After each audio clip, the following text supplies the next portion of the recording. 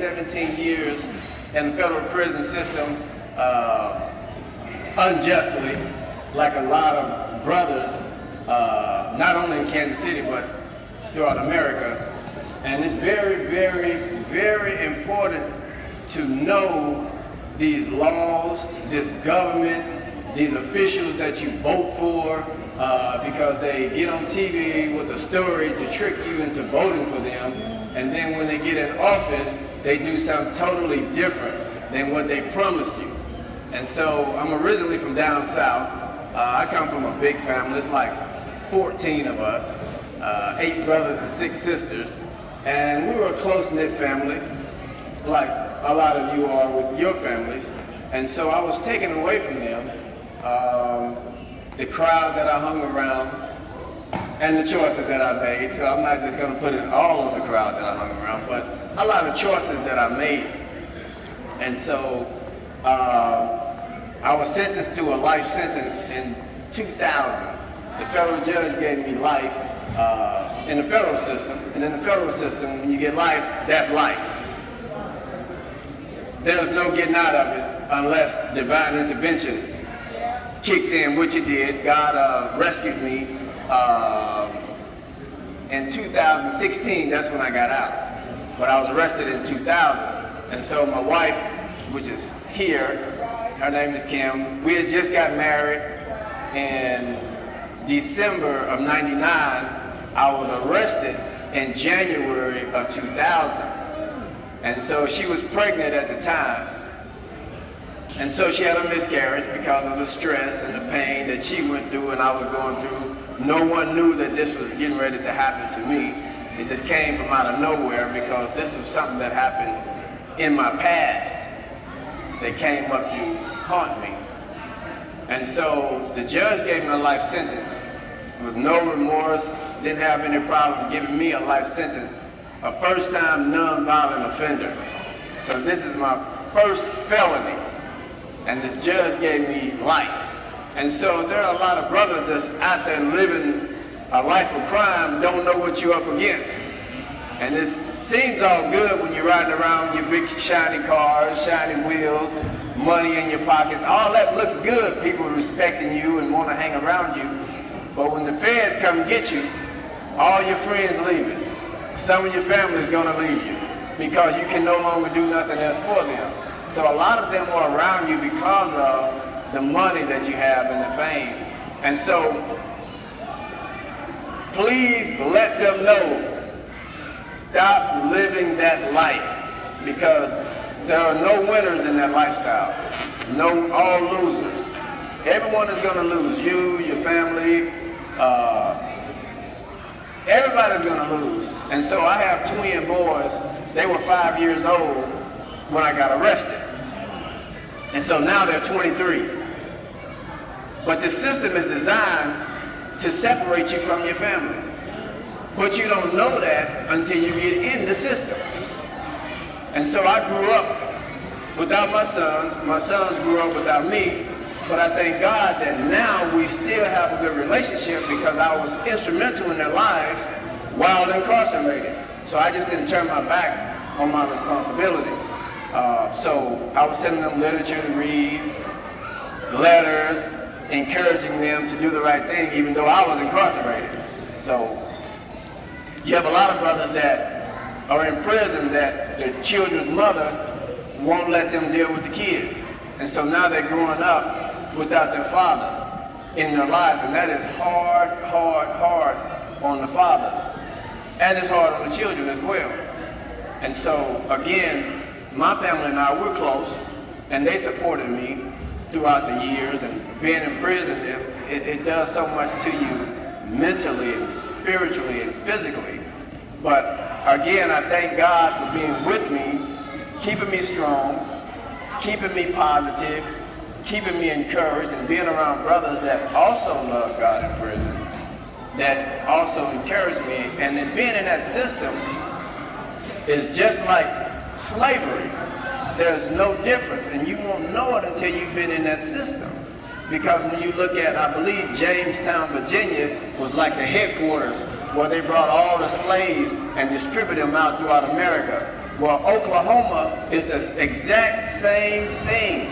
The exact same thing where they bring all the federal inmates to Oklahoma and they distribute you out throughout America to different prisons.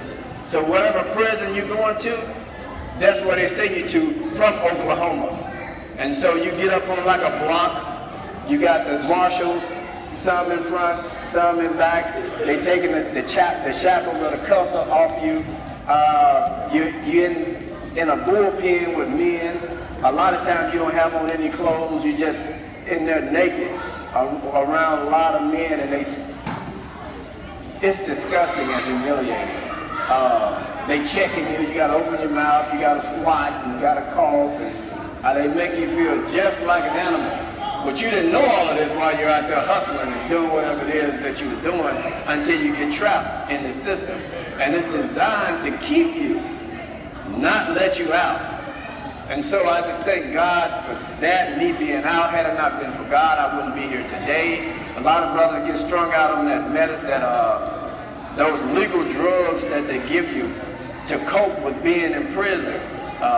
And they don't know that when they get out, they're gonna still be on that stuff. Because you was on it for 10, 15 years, and the federal judge giving guys first-time nonviolent offenders 60 years, 70 years, 80 years, first-time drug offender. And then if you get caught with a gun first time, you ex-felon, you're gonna get 5 or 10, that's just off the top. And so that is bad. That right there, that federal system is destroying families, black, white, Mexican. It doesn't matter what color you are. The federal justice system don't see no color. They have no respect of color. They want to punish you. And the taxpayers are paying for it. So you're just giving money away for nothing, because when you see how they treat you and the things that you go through is wasting money.